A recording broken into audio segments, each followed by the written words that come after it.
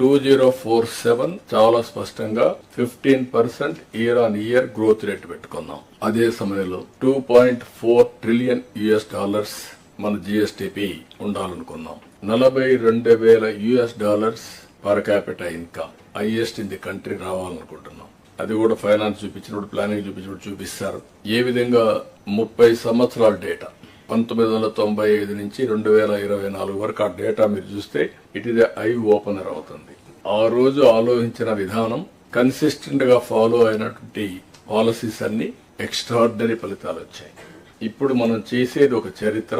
ఆ చరిత్ర ఇప్పుడు కాదు, రాబోయే రోజుల్లో భావితరాలు మనం గుర్తుపెట్టుకునే విధానంగా ఉంటాయి. అయితే ఇక్కడ దీర్ఘకాలంలో మాట్లాడుతూ షార్ట్ టర్మ్ లో మనం మర్చిపోతే కష్టం. ఈ ఇయర్ నుంచి మీరు ఆలోచించాల్సింది, ఈ ఇయర్ మీరు ఏం చేయబోతున్నారు. 1 ఇయర్, ఫస్ట్ ఇయర్ లో ఒక 2-3 నెలలు లేకపోయినా ఫస్ట్ ఇయర్ వీఆర్ కంప్లీటింగ్. అక్కడి నుంచి 25-26 మన బడ్జెట్ ఒక వినూత్నంగా ఉండాల్సిన అవసరం ఉంది. ప్రజల ఆస్పిరేషన్స్ ని ఫుల్ఫిల్ చేసే విధంగా ఎవ్రీ డిపార్ట్మెంట్ మీరు ఆలోచించాలి. అదే సమయంలో ప్రతి ఒక్కరు కూడా క్లియర్ గా మీ గోల్స్ ఏంటి.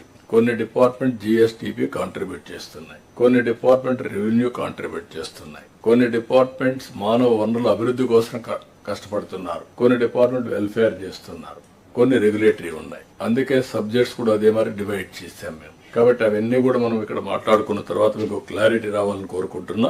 అందుకని ఈ రోజు మనం గ్రామ, మండలం, కాన్స్టిట్యున్సీ ప్రణాళికలు కూడా తయారు చేసుకుంటున్నాం. అక్కడి నుంచి కూడా, ఎందుకంటే కొన్ని ప్రాంతాలే అభివృద్ధి అయ్యి మిగిలిన ప్రాంతాలు అభివృద్ధి కాకపోతే అది కూడా కరెక్ట్ కాదు. దాన్ని కూడా ఏం చేయాలో చేయడం.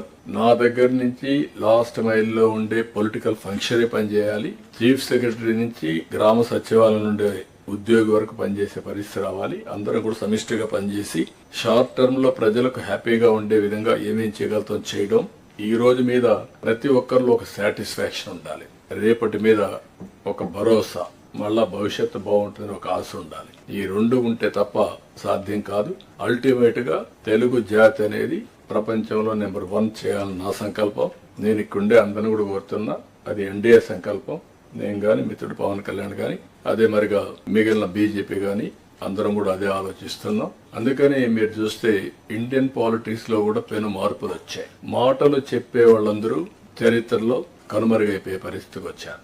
ఎవరైతే యాక్షన్ లో చూపిస్తున్నారో వాళ్ళు సర్వే అయ్యే పరిస్థితికి వచ్చారు. రాబోయే రోజుల్లో ఇంకా కూడా దీనికి మీరు చూడబోతారు. ప్రజల్లో అవేర్నెస్ పెరుగుతుంది. పెరిగినప్పుడు పర్ఫార్మెన్స్ ఇది క్రైటీరియా.